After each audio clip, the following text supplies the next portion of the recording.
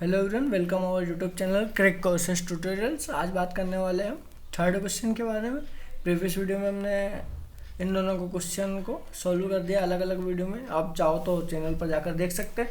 तो बिना time waste के इसको स्टार्ट करते हैं सॉल्व कर। तो ये क्वेश्चन हम बोर्ड पर लेकर आ गए।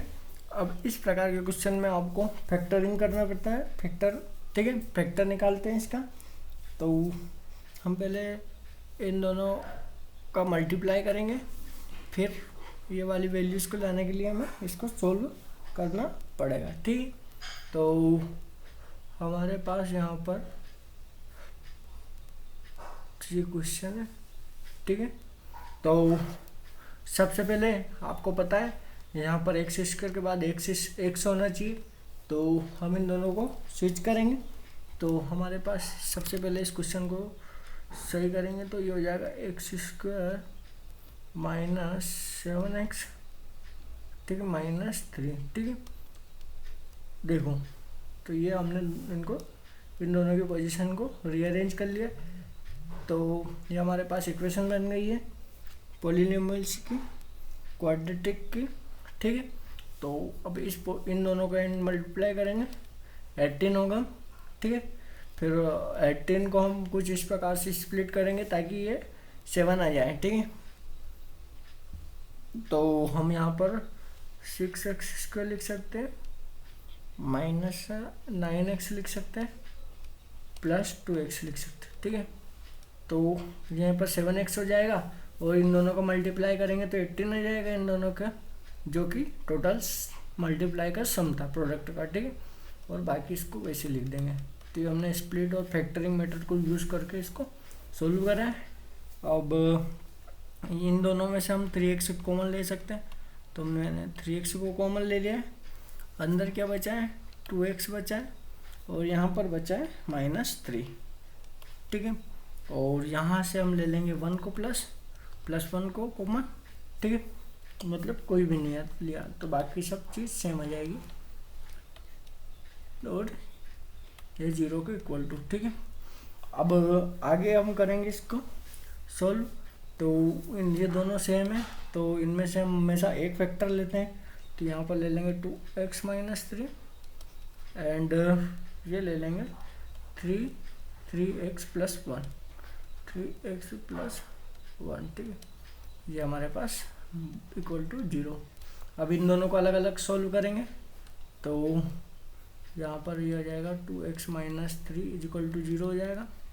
तो ये x की वैल्यू आ जाएगी 3/2। ये 3 इधर माइनस या उधर जाके प्लस में, इंटू में इधर जाके डिवाइड में जाएगा। ठीक है, एक x की वैल्यू आ जाएगी और एक x की वैल्यू हमारे पास आ जाएगी 3x + 1। ठीक है, तो यहाँ पर 3x + 1 को भी 0 के इक्वल टू रखेंगे। यहाँ से भी x की वैल्यू निकालेंगे तो -1/3। ठीक है, तो ये हमारे पास वैल्यू हो जाएगी दोनों की। और तो ये वैल्यूज हमारे लिए जीरोस के लिए। ठीक है, तो हम वेरीफाई करेंगे सम के लिए। ठीक है, वेरीफाई सम ऑफ जीरोस। ठीक है, जीरोस के लिए सम करने के लिए डायरेक्ट a + b मतलब 3/2 प्लस यहाँ पर सम फॉर जीरोस। ठीक है, जीरोस लिख दिया मैंने, या समझ जाना है जीरो ऐसे है ना। ठीक है, ये जीरोस के लिए डायरेक्ट हम प्लस करेंगे तो ये हो जाएगा प्लस का -1/3। ठीक है, अब इन दोनों में से हम कॉमन ले लेंगे 6 को, नीचे एलसीएम लेकर हम इसको सोल्व कर देंगे। तो 9 - 2 = 7/6। ठीक है, ये सोल्व हो जाएगा। फिर कैलकुलेट करेंगे हम किसके लिए, कोफिशिएंट के लिए। तो कोफिशिएंट के लिए, फॉर कोफिशिएंट के लिए आपको फॉर्मूला बताया था -b/a।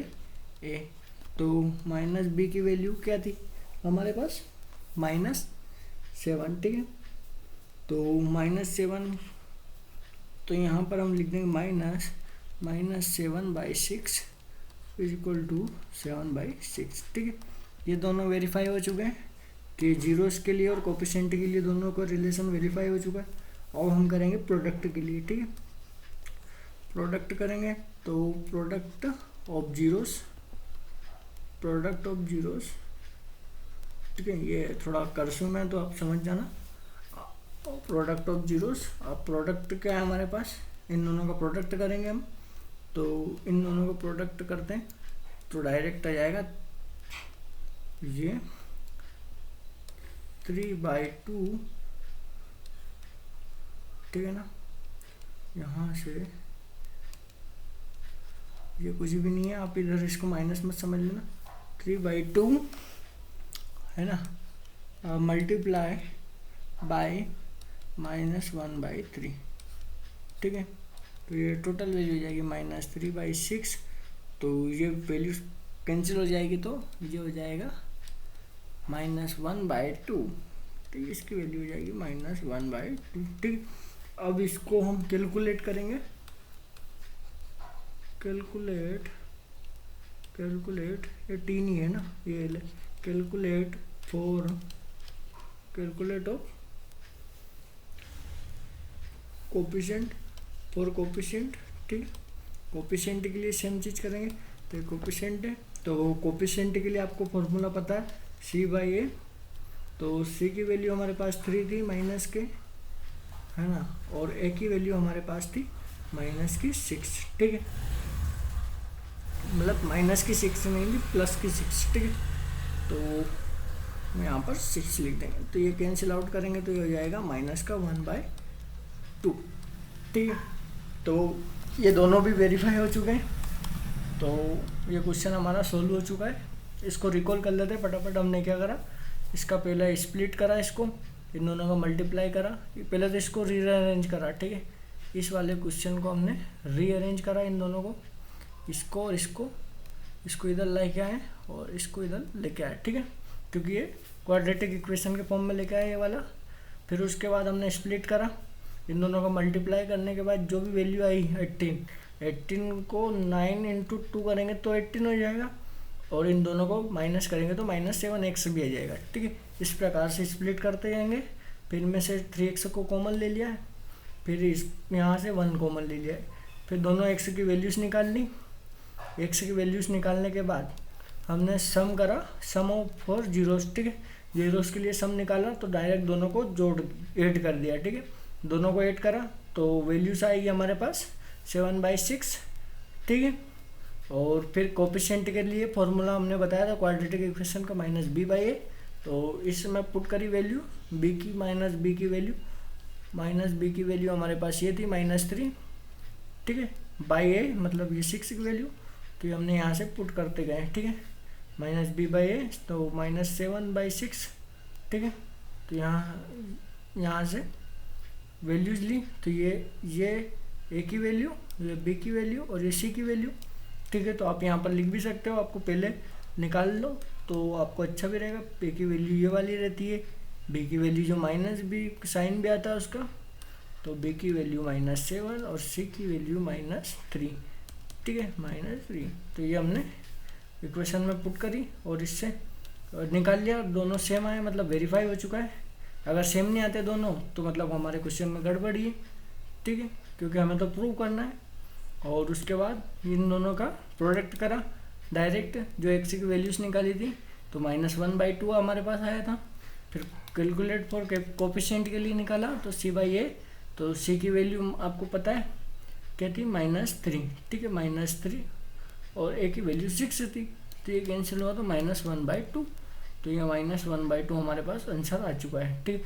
तो इस प्रकार ये क्वेश्चन सॉल्व हो चुका है। नेक्स्ट वीडियो में नेक्स्ट क्वेश्चन के बारे में बात करेंगे, तब तक के लिए take care and bye bye, मिलते हैं नेक्स्ट वीडियो में।